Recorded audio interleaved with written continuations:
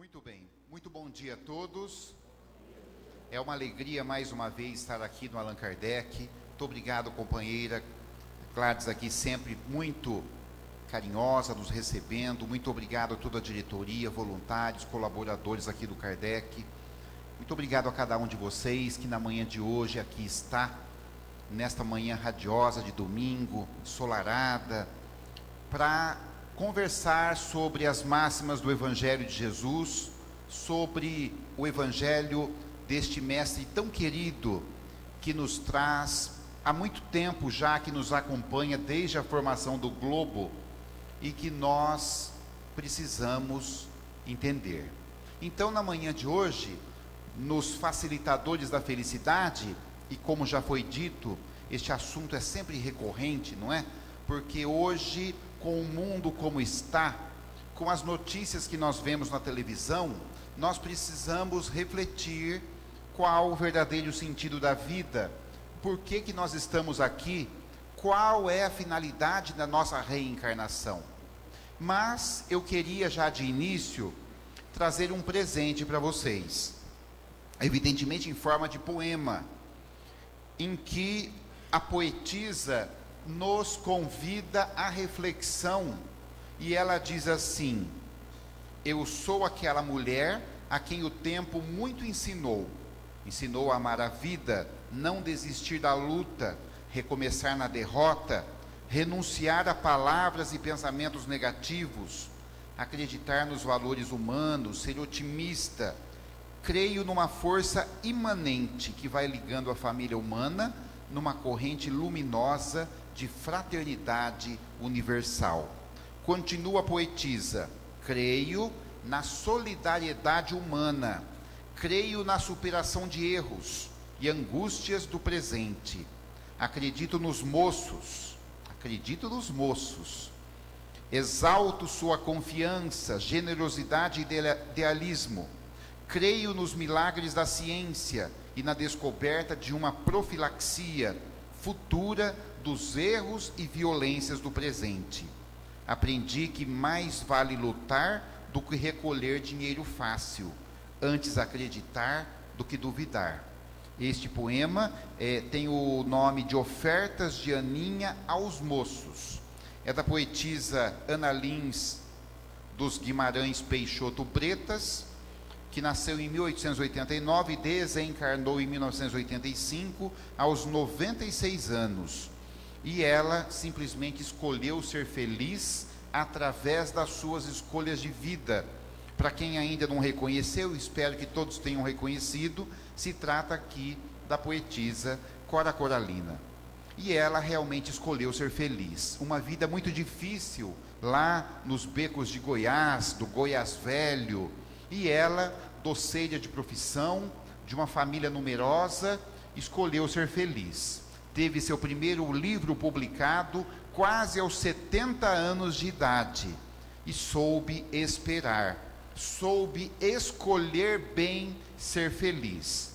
E quando nós falamos de felicidade, nós estamos falando de escolha. E aí lembra o benfeitor Emmanuel que a mente é o espelho da vida em toda parte.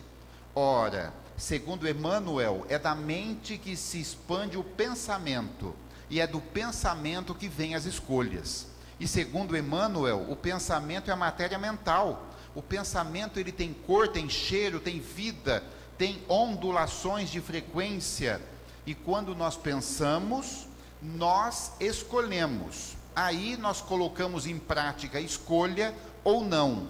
Aí nós seguimos com a escolha ou voltamos atrás. E às vezes as coisas não dão certo porque a gente desiste muito fácil. Nós escolhemos e nos arrependemos. É por isso que os vícios, os erros, eles são recorrentes na nossa reencarnação. Pelo arrependimento, quem sabe, se nós avançássemos mais um pouquinho, nós não chegaríamos mais adiante. Só terminando aqui a frase de Emmanuel, diz o benfeitor: ergue-se na terra para Deus sob a égide do Cristo, a feição do diamante bruto, que arrancado ao ventre obscuro do solo avança, com a orientação do lapidário, para a magnificência da luz. Então, nós escolhemos todo o tempo. Quando nós nos levantamos de manhã, hoje, por exemplo, todos nós que estamos aqui, escolhemos estar aqui. Quem não está aqui é porque escolheu não estar. Ou então, escolheu ligar o seu computador e nos assistir pelo Facebook, não é? Então, os amigos que também estão em casa, ou que acessarão esse vídeo no futuro, já que ele fica lá armazenado numa tecnologia, né, muito interessante, escolheu estar conosco neste ou em qualquer outro momento. Então, isto é prova de que o Cristo nos dá muitas oportunidades de estar junto com o Evangelho. Olha que interessante. Quem não pôde estar aqui agora, pode estar em algum momento participando deste momento. Então, quando nós escolhemos o verde, abrimos mão da fruta vermelha, da fruta madura, porque escolher, se consultarmos o dicionário, é mostrar preferência por alguma coisa. Escolher é adotar isto ou alguma medida. Escolher é optar, é eleger algo ou alguma coisa. E aí, a partir do momento que nós escolhemos, nós vamos coabitar, nós vamos participar, nós vamos viver aquela escolha por algum tempo.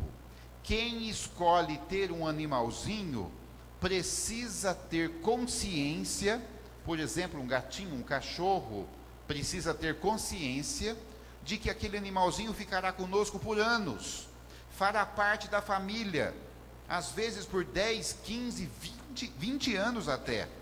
E tem gente que não pensa assim, tem gente que enjoa logo e quer se livrar da escolha. Então, a escolha deve ser muito consciente. E aí vem a pergunta, mas por que nós escolhemos? Por que nós temos o privilégio de escolher? Aí tem N respostas, mas nós colocamos assim: nós precisamos escolher porque nós precisamos ir em frente, porque nós precisamos avançar, porque nós precisamos evoluir enquanto espíritos encarnados que somos. Por que nós precisamos escolher? Porque nós precisamos dar direcionamento nos nossos rumos, e só nós podemos fazer isso. Não adianta pai, mãe, esposa, marido, vizinho. Quem vai decidir os nossos caminhos somos nós mesmos, uma vez que nós somos espíritos individuais.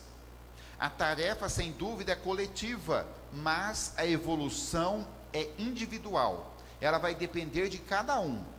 Podemos receber ajuda? Podemos, mas depende de nós. E terceiro, nós escolhemos porque nós temos liberdade de escolher. Porque Deus, Jesus Cristo, nos confere esta dádiva do livre-arbítrio, de poder escolher o que nós queremos. Ir em frente, voltar, seguir, retornar, continuar, parar, estacionar, depende de nós. Cada um a seu tempo. Provavelmente nós temos parentes aqui que não ainda chegaram na doutrina espírita. Eu tenho vários parentes, que falam: meu Deus, como é que ele não conhece a doutrina espírita? Eu que sou espírita de berço, nós temos uma afinidade grande, com as coisas da doutrina espírita, e a gente olha aquele sujeito e fala: meu Deus, quando é que ele vai, quando é que eu vou poder falar para ele isso? Um dia vai poder ser falado, mas vai ser no tempo dele. Pode ser daqui a 300 anos, daqui a 500. Ora, o senador Públio Lentulus levou 1 milênio para entender o que Jesus disse naquela noite, sozinho, tete a tete com o mestre. 1 milênio. Então, cada um tem seu tempo. E nós escolhemos realmente porque nós podemos escolher. E nós temos a ilusão da liberdade. Muita gente diz: eu queria ser livre como um pássaro. Será que o pássaro é livre? Será que ele tem poder de escolha? Alguém já viu alguma pomba num ponto de ônibus, por exemplo, dizendo assim: hoje eu vou embora de ônibus? Estou com preguiça de ir voando, então vou tomar aqui um ônibus, tomar um Uber. Não, a ave ela tem um instinto, evidentemente que ela tem a sua liberdade, mas somente o ser humano racional é que vai poder escolher. E isso é uma coisa maravilhosa, porque nós podemos escolher. Então, evidente que quando nós abrimos mão da escolha, nós abrimos mão de tudo que nós podemos optar. E é evidente também que quando nós optamos, quando nós escolhemos, nós precisamos abrir mão de outras coisas. Então, quem escolhe ser casado está abrindo mão de ser solteiro. Quem escolhe ter filhos está abrindo mão de não ter filhos, evidente, parece uma coisa tão óbvia, mas quando você escolhe o amarelo, você precisa abrir mão de outra cor. E nós temos um problema, uma questão séria de abrir mão, porque nós somos apegados. Então, não dá para fazer tudo ao mesmo tempo e com todo o tempo. Nós precisamos eleger prioridade. Então, hoje nós vemos muita gente dizendo: meu Deus, o dia tem 24 horas, eu não consigo fazer nada. Ora, o dia tem 24 horas já há muito tempo. E depende de nós. Dá para fazer tudo, dá para trabalhar, dá para estudar, dá para descansar, dá para comemorar, dá para vir à casa espírita ou à sua igreja de religião. Dá tempo de você passear, viajar, depende de nós. Assim é o traço dos nossos destinos, do nosso destino. Mas tem gente que escolhe não escolher. Tem gente que deixa o outro escolher. Então, quando nós não escolhemos, primeiro, nós deixamos de agir com o nosso livre-arbítrio. Nós deixamos de exercer um direito que Deus nos deu de nascença, da nossa criação. Escolha, vá em frente, é você quem sabe. Jesus nos chama o tempo todo, mas a escolha é nossa. Jesus fala: vem comigo, a gente fala: ainda não. Ele fala: ok, estou aguardando, mas estou aguardando. Vem agora? Não, ainda não, não tem problema. Que bacana, não? E quando nós não escolhemos, nós optamos por deixar que alguém escolha por nós. Tem gente que não quer escolher, ele deixa o pai e a mãe escolher. Tem gente que é marmanjo e não decide, ele deixa o pai e a mãe escolher. Tem gente que não consegue escolher profissão, tem gente que não consegue escolher nem casamento. Alguém tem que arrumar um casamento para ele, para que vá para frente aquele negócio, que o negócio está muito feio. Então, evidente: ah, mas eu não queria isso, mas você não escolheu. Então a vida se encarregou de botar no seu caminho determinadas tarefas que se apresentam para o homem e para a mulher durante toda a vida. Quando nós não escolhemos, nós desistimos de escolher e renunciamos à vontade própria.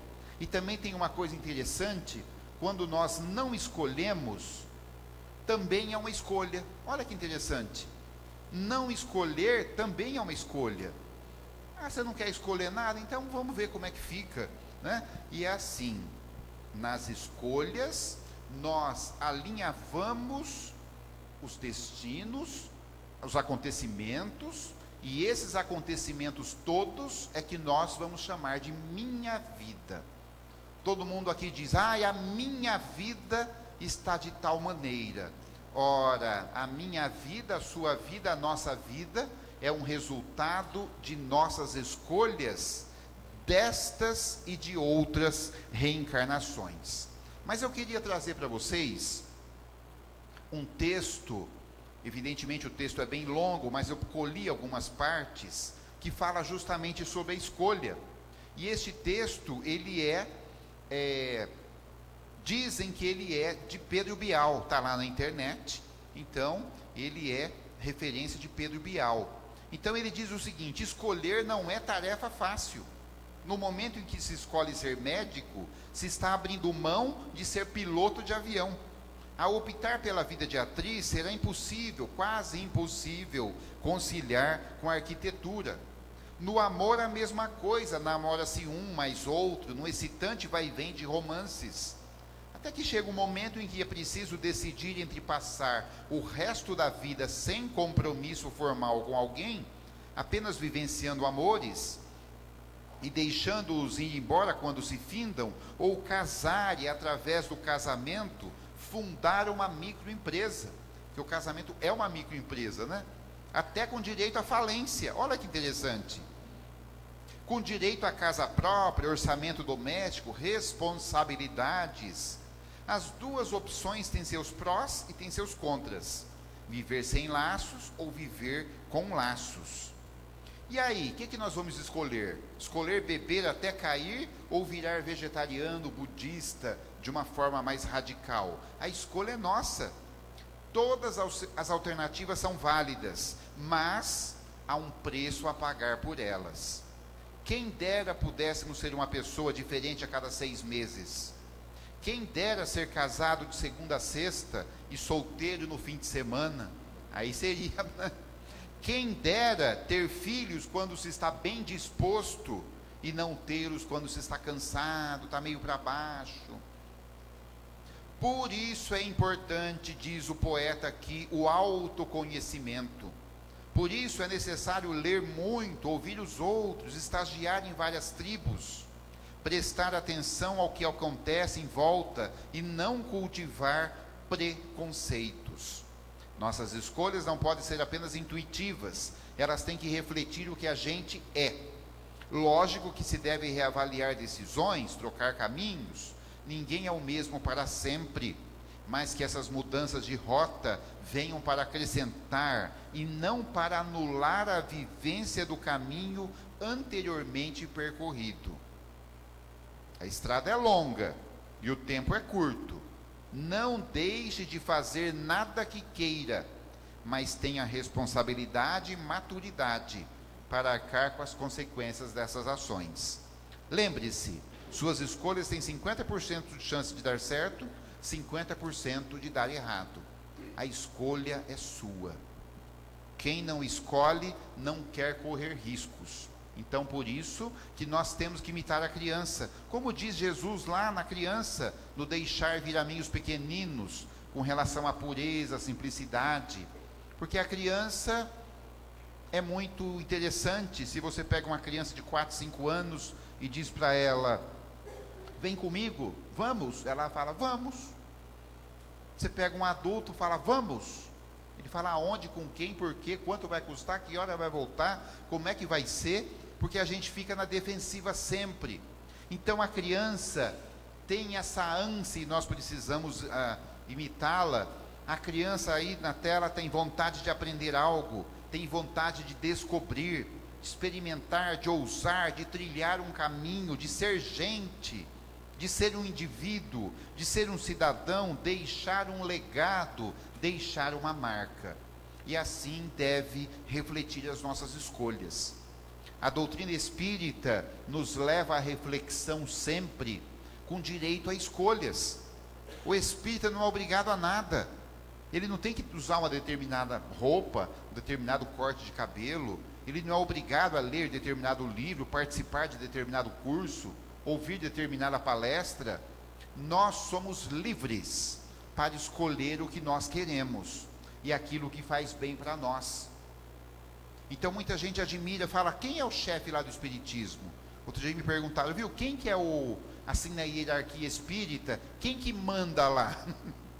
E a gente fala, não, lá não tem chefe não, nós somos muito democráticos. Mas como assim não tem chefe? Então deve ser uma bagunça? Não, não é uma bagunça. Existe a disciplina, mas não é necessário ter um chefe encarnado, porque a disciplina, as escolhas já foram feitas, e agora depende de nós. Por esta razão que nós colocamos aqui os facilitadores da felicidade. Nós temos uma palestra, se você procurar na internet, se chama Os Adversários da Felicidade, que nós discorremos ali sobre a rotina, o medo e mais alguns assuntos. A solidão. Mas nós fizemos uma outra palestra agora, que são os facilitadores da felicidade. São fatores que, se nós prestarmos bem atenção na nossa vida, vai tornar muito fácil a gente ser feliz. Porque se em matéria de facilidade, Em matéria de facilidade, nós somos os reis da complicação. Ah, nós gostamos de complicar. Se é bom facilitar, por que nós não vamos complicar? Então, com as nossas manias, com as nossas coisas da vida, com os nossos defeitos, nós nos colocamos como complicadores da felicidade. Até parece que a gente não quer ser feliz, até parece que a gente quer pegar o caminho mais tortuoso, o caminho mais cheio de espinhos. Então nós colocamos aqui alguns itens, não muitos, uns 4, 5 ou 6 no máximo, para que a gente discorra sobre os facilitadores da felicidade. E o primeiro deles que nós vamos tratar hoje é o fazer a diferença. Evidentemente, aqui convidamos todos à reflexão se nós somos seres humanos reencarnados, espíritos eternos, que hoje, no atual contexto da nossa vida, nós fazemos a diferença. Seja para alguém, seja para muito, seja para pouco, seja para um animalzinho que seja dentro de casa. Nós precisamos fazer a diferença. Quando nós fazemos a diferença, nós nos sentiremos mais felizes. Você já percebeu quando a gente faz algo por alguém, despretensiosamente, lá no fundo, lá no íntimo, a gente sente uma fagulha, puxa, que bom, fiz alguma coisa, e não é preciso contar para ninguém, porque aí aquilo que você fez fica mais secreto, fica mais gostoso. Então, o fazer a diferença no dia a dia é muito importante para a construção da nossa felicidade, para o nosso íntimo. Será que nós fazemos a diferença? Será que nós, quando chegamos lá na esquina da casa espírita, alguém olha e diz, puxa, que bom que fulano está chegando, olha, mas ele faz tanto a diferença, ele é tão importante aqui, que bom que nós vamos abraçá-lo. Vai lá, já ganha vários abraços, e aí você entra e é muito bem recebido. Isso é fazer a diferença. Ou será que quando nós apontamos lá na esquina, alguém da casa espírita já olha e fala, meu Deus, vem hoje, está chegando, hoje vai ser uma tristeza, porque quando ele vem, o ambiente fica carregado. Já visitaram alguém onde você se sente bem e não tem vontade de ir embora? Você chega naquela casa agradável, aquele ambiente gostoso, a hora corre, quando você vê já é a hora de ir embora. Mas tem determinadas casas que nós chegamos e alguma coisa incomoda. Você não vê a hora de ir embora, o ambiente é pesado, o ar não é bom, até o cafezinho que serve é amargo. Você fala, meu Deus, vou embora desse negócio aqui. E precisamos tomar cuidado para que esta casa não seja nossa, para que as pessoas se sintam bem quando chegam a nos visitar. Então nós fazemos a diferença. Vocês já imaginaram no nosso velório o que as pessoas vão comentar à beira do nosso caixão? E ainda dizem que os espíritos, em determinados casos, nos levam para visitar o velório, justamente para ver o que se está falando. Vocês já imaginaram? Chega-se na beira do caixão e alguém diz, puxa, que pena que você já foi, vai fazer tanta falta, puxa, vai deixar uma saudade, não é? Mas já pensou se alguém chega, olha para nós ali esticado, somente o corpo já desprovido de espírito, e fala, ei fulano, tu está indo embora, mas deu trabalho para nós, hein? Olha, está indo embora, mas deu trabalho. Será? Então, fazer a diferença realmente é o mote do cristão, porque o cristão espírita ainda, ele precisa fazer a diferença, e não é da porta do centro para dentro, é da porta do centro para fora também. Segundo facilitador da felicidade, usar da gratidão. Será que nós somos gratos? Porque quem é grato, quem exerce a gratidão, é muito mais feliz. Tem gente que fala, meu pai não me deu nada, minha mãe me abandonou pequeno. Será que o pai que abandonou pequeno, a mãe que nunca deu nada, será que ela não deu nada? Tem certeza? porque nós só precisávamos ter nascido, e alguém para cuidar ali enquanto a gente não podia se virar sozinho, depois é com a gente. Então, se alguém te deu a bênção da reencarnação através de um corpo, ele já fez muito, mesmo que a gente nem o conheça. Isso é gratidão. Então, e tem gente que não agradece, tem gente que não usa a palavrinha mágica que o pai ensinou desde pequeno, que é o bom dia, boa tarde, muito obrigado, olha, por favor, com licença. O muito obrigado faz parte da gratidão. Ah, mas eu nem conheço, vou agradecer. Ah, mas ele não faz mais que obrigação, ele é funcionário, está sendo pago para isso, ele é meu empregado. Mas é assim. Chico Xavier, no seu último dia de vida física aqui na Terra, conta a sua cuidadora, a senhora que colaborava com ele no dia do seu desencarne. Desde cedo ele estava, Chico sempre foi muito gentil, evidente, mas aquele dia ele estava mais meloso. Tudo que ela fazia para ele, ele agradecia. Um copo de água, ela, seu Chico, um copo de água, minha filha, muito obrigado. Mas Chico, é só um copo d'água, mas eu quero te agradecer, porque tem que agradecer naquele momento, senão depois não dá tempo. Aí ela cuidava de alguma coisa, minha filha, muito obrigado. Mas Chico, pelo amor de Deus, não precisa agradecer. Precisa. Então agradeça. Quantos muito obrigado nós falamos dentro de casa? Tem maridos, tem esposas, tem filhos que agradecem na rua, mas esquece de agradecer dentro de casa. E as coisas mais simples. Fulana, pega um copo de água para mim. Pega logo, hein? Que eu estou assistindo o jornal aqui, não posso perder. Está falando um assunto interessante. Cadê minha água? Aí ela pega a água, leva lá. Nenhum muito obrigado. Fala, muito obrigado, minha filha. Você não sabe quando você vai embora. E se for daqui a pouco, depois da água? E se dá um trem lá, e aí? Então, gente, a gratidão é tudo.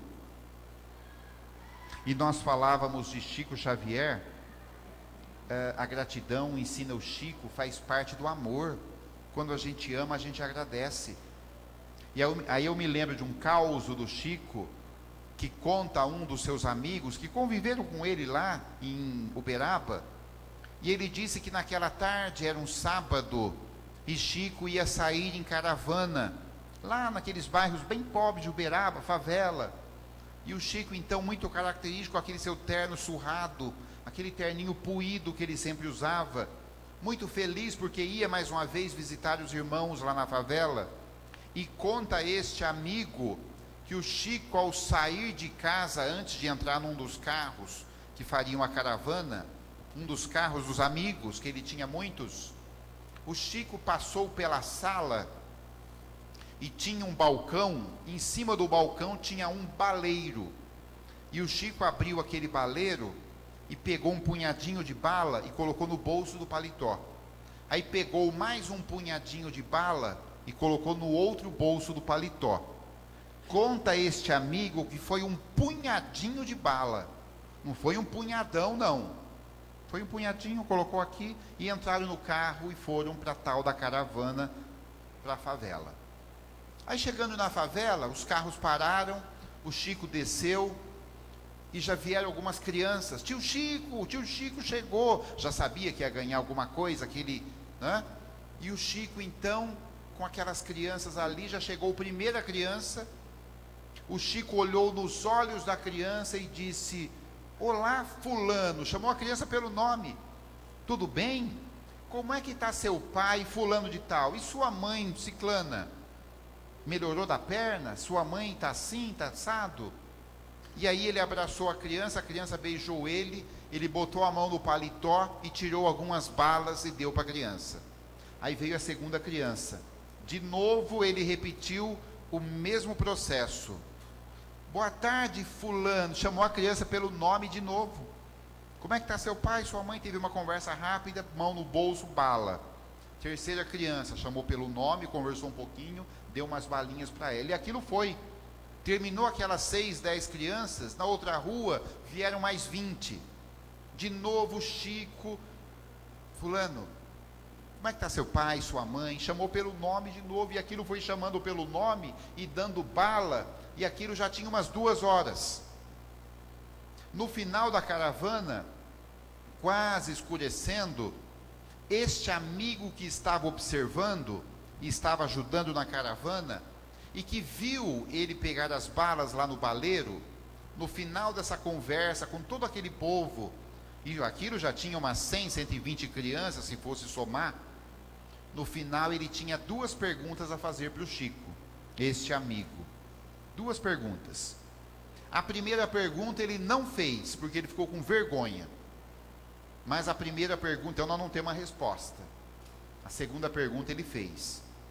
E a primeira pergunta era exatamente o seguinte: Chico, de onde é que você está tirando bala? Porque era um negócio assim impressionante, aquela bala não acabava nunca. Mas ele não perguntou. E a segunda pergunta que ele perguntou, e o Chico respondeu logo, era a seguinte: Chico, como é que você lembra e você conhece e conversa com cada criança e a chama pelo nome? E o Chico respondeu: meu amigo, quem ama não esquece. Isso é gratidão. Chico Xavier, ele psicografou a obra E a Vida Continua praticamente na cidade de Santos, na casa do casal Francisco e Nena Galvez. Eram amigos muito queridos que participaram dos trabalhos de Uberaba, posteriormente mudaram para São Paulo, e eles tinham uma pequena casa em Santos. Então o Chico, sempre que podia, eram raras vezes, ele passava 1 ou 2 dias aqui em São Paulo, e eles desciam para Santos. E o Chico vinha cuidar da saúde, vinha participar de atividades doutrinárias também, quando ele podia viajar. Então ele foi para essa pequena casa lá em Santos, e quando ele estava lá, em algumas estadias breves, foi que ele psicografou a obra E a Vida Continua, através do Espírito André Luiz. E naquele dia, retornando de Santos, junto com o casal Nena e Francisco, o Chico havia botado ponto final, André Luiz havia escrito fim na obra E a Vida Continua, que faz parte da coleção já conhecida, que começa com a obra Nosso Lar. E aí naquela tarde eles subiram de Santos, e conta a dona Nena Galvez que o Chico, chegando em São Paulo, isso nós estamos falando de 1960, 60 e pouco, alguma coisa assim.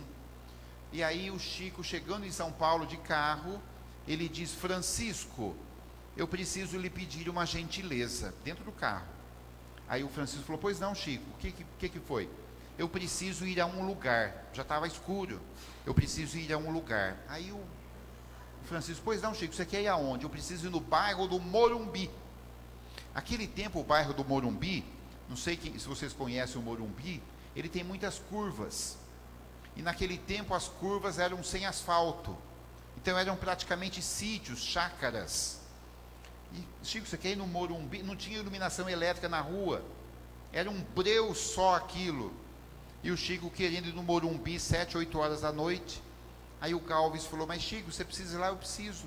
Pode ser amanhã cedo? Ô Galvez, eu precisava ir agora. Vocês levariam o Chico lá no Morumbi à noite? E o Galvez levou. Nós estamos refletindo sobre a gratidão como um facilitador da felicidade. E aí o Chico então foram para o Morumbi e pegaram aquelas ruas tortuosas, não iluminadas, só com o farol do carro. Mas Chico, você vai aonde? Não, me leva lá que o endereço eu sei. Imagina, o Chico Malemar sabia andar em Minas, quanto mais em São Paulo, no Morumbi, tudo escuro. E eu costumo brincar que o Chico não tinha o guia 4 rodas, né? Muito menos o guia Waze, aquele tempo não tinha, mas ele tinha o guia Emmanuel, que devia ser muito mais eficiente. E aí então o Chico, chegando lá no Morumbi, ele falava para o Galvez: olha, toma cuidado que depois da curva tem uma porteira. E tinha. Olha, depois da curva tem um buraco, e tinha lá o buraco. E chegaram lá numa pequena vila, casas paupérrimas, muito simples. Eram 4, 5 casinhas, quase barracos. E o Chico falou: chegamos. O Galves parou o carro, ele falou: Francisco, eu vou até ali, você pode aguardar aqui? Posso. Aí o Chico desce do carro, atravessa aquela rua de terra, chega na frente de uma das casas, tinha um portãozinho baixinho. O Galves está achando que ele ia bater na porta, ia chamar alguém, ia conversar com alguém. Não, ele chegou ali na porta da casa, era muito perto da rua, um portão baixo, como eu disse. O Chico fecha os olhos e faz uma prece. Alguns minutos, ficou ali com os olhos fechados. Dali a pouco abriu o olho, entrou no carro, bateu a porta, falou: pronto, já podemos ir embora. O Galves falou: não, Chico, pera um pouco, vamos botar a ordem aqui. Você me faz vir aqui nessa rua escura, já são quase 10 da noite, para fazer uma prece. Por que não fez lá em casa? Por que não fez lá em Santos? E o Chico vira para ele e fala: Galves, vou te explicar. Lembra a obra que nós acabamos de psicografar, E a Vida Continua, do Espírito André Luiz? Então, todos os personagens daquele livro estão agora reencarnados nesta pequena casa. E eu precisava vir aqui para agradecê-los. Infelizmente não posso bater na porta, abraçar cada um, porque eles não entenderiam. Mas eu posso vir aqui na porta e fazer a minha parte. Isto é gratidão. Tá certo que a gasolina era do Galves, mas cada um precisa fazer a sua parte. Terceiro, usar do entusiasmo. Gente, quem quer ser feliz precisa ser entusiasmado. Porque o entusiasmo, olha aí, vem do grego enteosasme. Do entusiasmo, é dentro. Quando a gente vai fazer endoscopia, não é dentro? Dentro. Theos é Deus. Deus dentro. Asme, ação. A ação de Deus dentro de nós. Então, se nós quisermos ser felizes, nós temos que ser entusiastas. Porque o entusiasta, ele não precisa tomar remédio faixa preta. O entusiasta, ele dificilmente vai cair numa depressão, porque ele é entusiasta. Se a Gleide chamar aqui, gente, semana que vem não vai ter palestra não, porque nós vamos ter que dar uma pintura aqui no salão. E vai começar às 6:30 da manhã. Quem pode vir ajudar? 6:30 da manhã, domingo, de sol. Quem pode vir ajudar? Com certeza vai ter aqui um entusiasta, o entusiasmado, que já vai levantar a mão. Que dia que é? Domingo? Mas que beleza! Domingo, 6 horas, 6:30. Não pode chegar umas 6? Vamos começar mais cedo. Vamos fazer o seguinte, vamos vir 5:30, a gente já traz o café da manhã. Eu já faço um café lá em casa, você pode trazer o pão? A gente já faz aqui um café, uma mesa, toma um café, já se confraterniza para começar o serviço, né? E cadê a tinta? Já tem? Não, porque se não tiver, eu tenho um amigo que pode arrumar. Ó, o entusiasta é fantástico. Ele ajuda em tudo. Mas tem aquele que não é entusiasta. Tem aquele que vai achar dificuldade, aquele que não tem Deus dentro desta forma ainda. E quando a Gleides falar, gente, domingo que vem, 6:30, 7 horas, vai começar a pintura. O entusiasta vai fazer o café da manhã. Aquele que não é entusiasta, pode perceber, aquele que não é entusiasta, antes de responder, a primeira coisa que ele faz é escorar em alguma coisa. É assim, quando fala da pintura, ele já vai escorar, ficar com o pé só assim no chão. Olha a cara do cara, né? Olha para o salão. Gente, mas isso aqui vai dar um trabalho. Gente, vocês viram como isso aqui é alto? Que vai depender de escada, andaime. Tem andaime aí? Aí alguém fala, eu tenho. Oh, que pena. E é assim para tudo. Tem gente que não sai de casa. Eu fui fazer uma palestra ali perto de Promissão, é do outro lado do estado. Saculejei no ônibus 8 horas para chegar lá, né? Aí eu saí na sexta, cheguei lá sábado de manhã, fiz a palestra sábado à noite, subi no ônibus no mesmo sábado à noite para chegar aqui domingo de manhã, porque tinha compromisso. Aí cheguei lá, fizemos a palestra, fantástico. Aí ao final veio uma senhora e falou: puxa, mas que bom, pena que meu marido não veio, essa palestra era para ele, porque sempre é para o marido, né? Nunca é para a gente a palestra, né? Ou para a esposa. Olha, meu marido não veio, ele devia ter vindo. Aí eu falei: puxa, né? Que entusiasmo. Mas a senhora mora longe? Ela falou: não, aqui na rua de trás. Era só atravessar a rua, chegar ali, já dava para ver a palestra, mas faltou entusiasmo, né?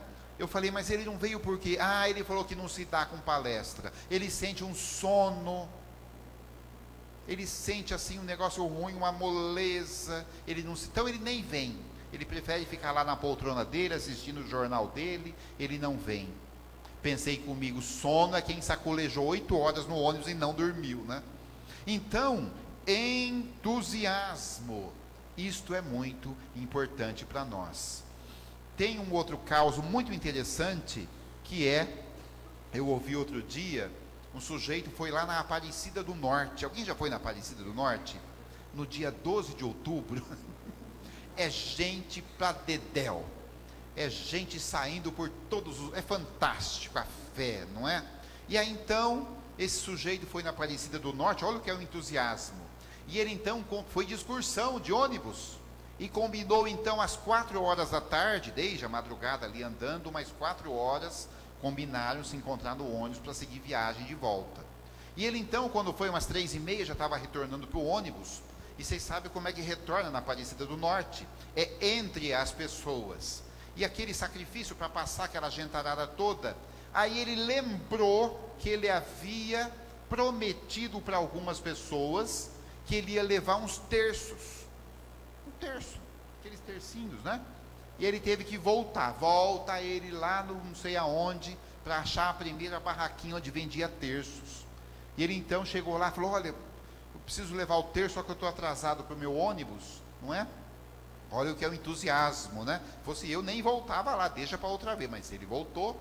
E ele disse: quanto é o terço? A moça falou: são R$2 cada um, me vê 5, já vou levar para todo mundo. Botou, só que como estava com muita gente, a moça queria embrulhar os terços, falou: não precisa não, dá os tercinhos aqui que eu vou pendurar no braço aqui, aí chega lá no ônibus eu ajeito. E pendurou os terços assim no braço, e aqueles tercinhos ficaram pendentes, e ele foi para a multidão de novo, e anda daqui, anda para ali, para retornar para o ônibus.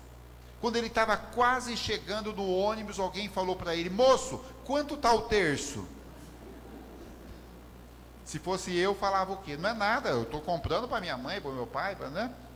Ele falou: acho que ela está precisando de terço. E ele disse: é 5. Ela falou: me vê 3. Ele vendeu para a moça. Já veio assim: moço, o terço ainda está vendo? Tá, me vê esses 2 aí, vou arrematar. Vendeu tudo os terços. O que o entusiasta fez? Voltou lá na barraquinha de novo e falou para a moça da barraquinha: me vê 10 agora. E pendurou os tercinhos. E voltando, adivinha o que aconteceu? Moço, quanto está o terço?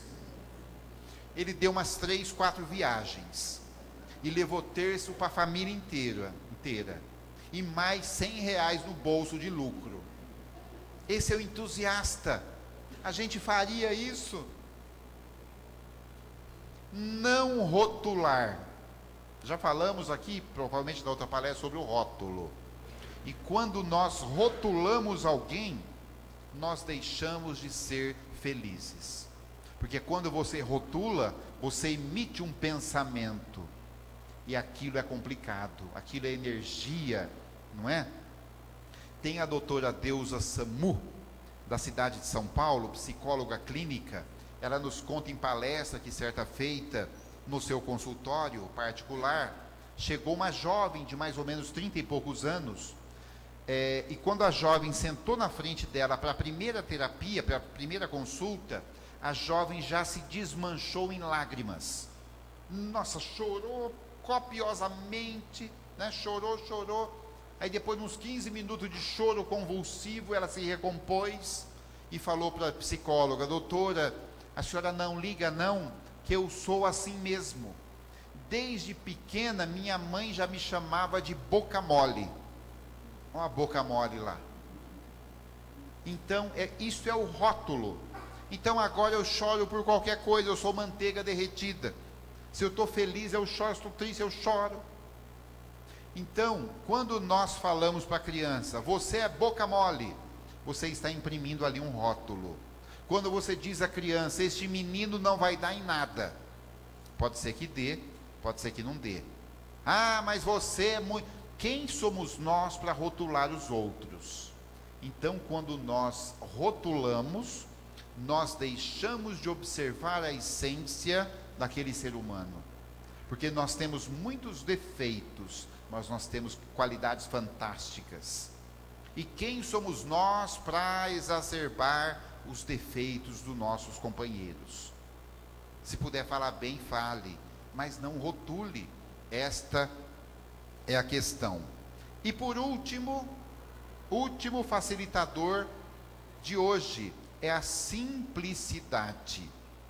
Gente, quem é simples é desprovido de qualquer forma daquele orgulho, daquela questão de querer ser melhor que os outros. Então seja simples, diz Jesus já no Evangelho, sede simples. Olha onde Jesus foi buscar a sua equipe de trabalho. Se nós tivéssemos que fazer obra aqui, fazer criar alguma lei, ou deixar algum legado no sentido psicológico para a humanidade, nós buscaríamos os melhores ajudantes. André, você vai precisar fazer aí um livro filosófico para a posteridade. Ah, eu já ia direto para a universidade. Chama os filósofos todos aí. Chegaria aqui na casa espírita, me traga os mais experientes, os doutores da lei. Jesus foi onde, gente? Buscar os ajudantes dele? Foi lá no Sinédrio? Foi lá nos doutores da lei? Foi lá com os fariseus? Foi com os imperadores? Não foi. Foi lá no mar da Galileia. Foi pegar os pescadores. Pedro, o pescador rude, quase iletrado, mas ele queria aquele, porque ele sabia que aquele seria o seu coração. Então, sejamos simples. Isso é muito importante. E aí eu me lembro do Chico de novo, né? Teve uma vez que o Chico viajou para os Estados Unidos com o Valdo Vieira.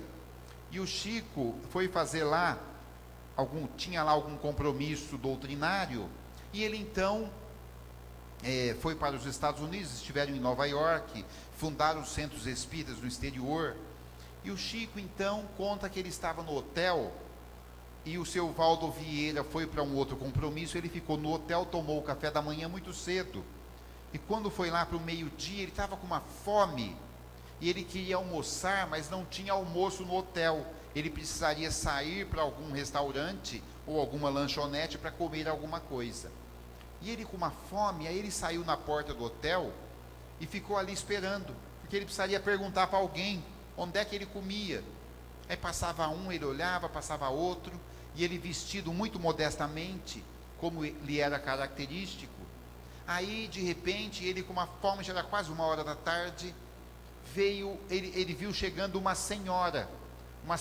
passando por ali, uma senhora muito elegante, bem vestida, bem penteada, bem maquiada, e ele falou, acho que eu vou perguntar para essa senhora, só que imagina o inglês mineirês do Chico, lá em Nova York, e aí passou aquela senhora, o Chico fez sinal, ela parou, e o Chico disse, I'm hungry, eu tenho fome.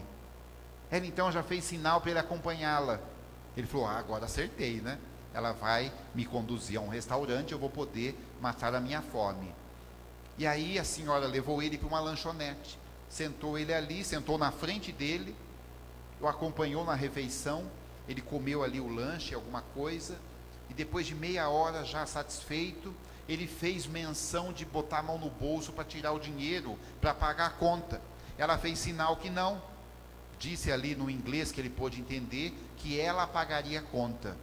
E aí ele perguntou, mas por quê? E ela disse, olha, em inglês, hoje de manhã eu estava muito triste, mas eu precisava me reerguer. Eu precisava fazer alguma coisa por alguém, disse a senhora. Então eu prometi a mim mesma que eu sairia à rua, e o primeiro mendigo que eu achasse, eu ia dar de comer, e foi o senhor. Aí o Chico olhou para a roupinha dele e falou, meu Deus, será que eu estou muito simples para vir a Nova York? E é assim, simplicidade. Então, gente, estes são alguns facilitadores da felicidade. Poderíamos aqui, isso aí não daria um seminário, daria um congresso de psicólogos, não é como nós não somos, a gente fica aqui na simplicidade, não é? Para falar dos facilitadores que vão fazer com que a nossa vida seja mais fácil, num momento tão conturbado. E tem um facilitador da felicidade que eu acho impressionante, que é o Espiritismo. Nós somos espíritas, e o espírita não está à frente de ninguém, mas ele tem instrumentos que podem lhe oferecer informações muito preciosas acerca da conquista da felicidade. E o que a gente vê por aí? Espíritas inseguros. Como é que pode? Uma vez eu cheguei numa casa espírita, chegou uma senhora, eu falei, a senhora é espírita? Ela falou, estou tentando. Eu falei, a senhora está tentando o quê? Ser espírita. Eu falei, por quê? Está difícil? Ela falou, ai, muito. Ela falou, André, eu era feliz e não sabia. Eu falei, mas como assim? É que eu era católica, e lá no catolicismo eu era feliz e não sabia. Agora eu vim para o espiritismo, tem essa tal de reforma íntima. Isso é terrível. Eu falei, como terrível? É uma coisa maravilhosa? Não, é muito complicado. Não dá para fazer numa encarnação só. Já tentei mudar todos os meus parentes, ninguém muda. Já tentei mudar minha família, ninguém muda. Agora eu decidi tentar mudar a mim mesmo. Está difícil. Eu acho que vai ficar para outra encarnação. Inseguros, espíritas com medo de viver, com medo de ficar doente. Outro dia em Valinhos, um senhor, a gente fazia uma feira do livro espírita, aí um senhorzinho estava lá no canto, conheço ele há muito tempo, e eu falei, ô seu Zequinha, o senhor está tristinho, o que aconteceu? Ai André, sabe o que é? Que amanhã é segunda, eu fiz uns exames, vou levar lá na Unicamp. Aí eu falei, mas qual que é o problema? Ai, eu estou com medo que seja doença ruim. Eu falei, não, hoje em dia as doenças são todas tratáveis, tem todo um tratamento. Ah, mas se não tiver jeito? E se for doença incurável? Eu falei, não, eu estou com medo que... Eu falei, o senhor está com medo do quê? De desencarnar? Eu tenho medo de desencarnar. O espírita com medo de morrer. Espírita com medo de ir para o umbral. Vocês já viram isso? Meu Deus do céu. Se o André Luiz ficou 8 anos, eu vou ficar uns 30. Quem falou? Lá na Casa do Caminho, onde eu colaboro, tinha sempre uma senhora que ela gostava do umbral. Ela falava que todo mundo, quando desencarnasse, por melhor que fosse, tinha que dar uma passadinha no umbral. Eu achava um absurdo, porque veja, o umbral não é regra, é exceção. E ela falava, não, porque é umbral. E ela era terrorista, né? Porque está chegando o planeta chupão. Eu falei, que planeta chupão? É porque é obsessão, tudo é ão, né? E umbral. Eu falei, meu Deus. Aí um dia, eu sou muito irreverente, até na casa espírita, ela estava lá na frente fazendo o evangelho, eu cheguei um pouco depois, sentei na última fila. E aí ela começou, porque todos nós, falei, lá vem. Temos que passar pelo umbral. E porque nós, aí eu levantei a mão, não aguentei. Ela falou, pois não, você quer falar alguma coisa? Eu falei, olha, eu só queria fazer um pedido. Essa excursão que o senhor está fazendo para o umbral, pode tirar meu nome. Eu estou fora. Gente, com tantas colônias maravilhosas de recuperação, com tanta vida, você vai fazer o que no umbral? Umbral é nível mental, não é nível geográfico. Umbral não é lugar. Umbral pode ser aqui, se você quiser. Muita gente fala, minha vida está um inferno. Já é umbral. Vai na Cracolândia, já é umbral. Então, medo de ir para o umbral, para quê? Não tenha medo de ir para o umbral, não. Faça para ir para uma colônia e trabalhar. Este é o recado da manhã de hoje. Aqui, como disse a nossa companheira, nós temos o nosso livro que está lá à disposição de vocês. Eu costumo dizer que o livro é apenas R$20, autógrafo totalmente gratuito. É negócio da China. Mas nesse último minuto, eu queria, aqui na manhã de hoje, desejar muitas coisas a vocês. Tudo de bom, muita felicidade. Mas, como eu sou muito pequeno, eu vou deixar para desejar para vocês nas palavras de um poeta.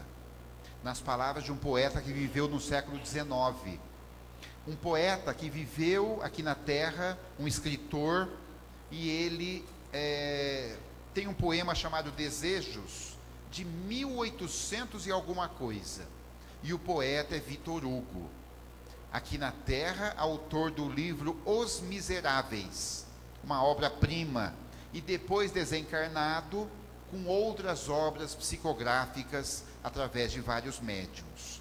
E Victor Hugo diz o seguinte: desejo, primeiro, que você ame, e que amando também seja amado, e que se não for, seja breve em esquecer. Esse poema não é psicográfico, ele é autoral, enquanto o poeta estava aqui reencarnado. E que se não for amado, seja breve em esquecer, e que esquecendo não guarde mágoa. Desejo, pois, que não seja assim, mas se for, saiba ser sem desesperar. Desejo também que tenha amigos, que mesmo maus e inconsequentes, sejam corajosos e fiéis, e que pelo menos num deles você possa confiar sem duvidar.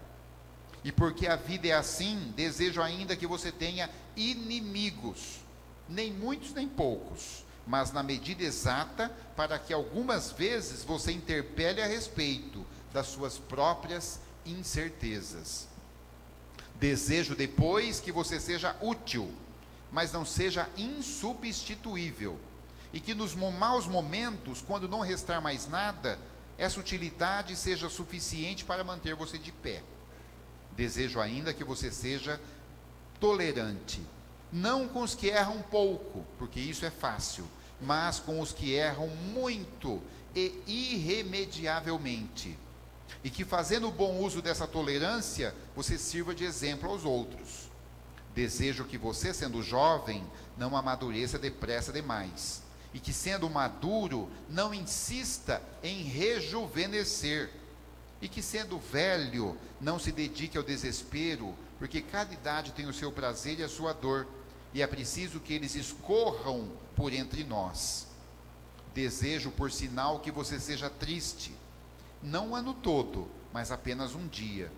Triste, mas que nesse dia descubra que o riso diário é bom, o riso habitual é insonso, e o riso constante é insano. Desejo que você descubra com o máximo de urgência, acima e a respeito de tudo, que existem oprimidos, injustiçados, infelizes e que estão à sua volta. Desejo, outro sim, que você tenha dinheiro, porque é preciso ser prático, e que pelo menos uma vez no ano, coloque um pouco dele, o dinheiro, na sua frente e diga: isso é meu. Isso para que fique bem claro, para saber quem é o dono de quem. E finalmente desejo também que nenhum de seus afetos morra, por ele e por você, mas que se morrer, você possa chorar, sem se lamentar e sem sofrer, sem culpar. Desejo por fim que você, homem, tenha uma boa mulher, e que sendo mulher tenha um bom homem, e que se amem hoje, amanhã e nos dias seguintes, e quando estiverem exaustos e sorridentes, ainda haja amor para recomeçar. E se tudo isso acontecer, não tenho mais nada a te desejar. Vitor Hugo, 1802, 1885. Então, quando perguntaram o que quer ser quando crescer, responda logo, eu quero ser feliz. Clarice Lispector tem uma frase belíssima, e ela diz o seguinte: por onde andei, deixei o melhor de mim mesmo. Se não fui notada, é porque não olharam com os olhos do coração. Meus amigos de Campinas e cidades visitantes, muito obrigado mais uma vez. Fiquem na paz, fiquem com Jesus. Muito obrigado, até a próxima. Obrigado.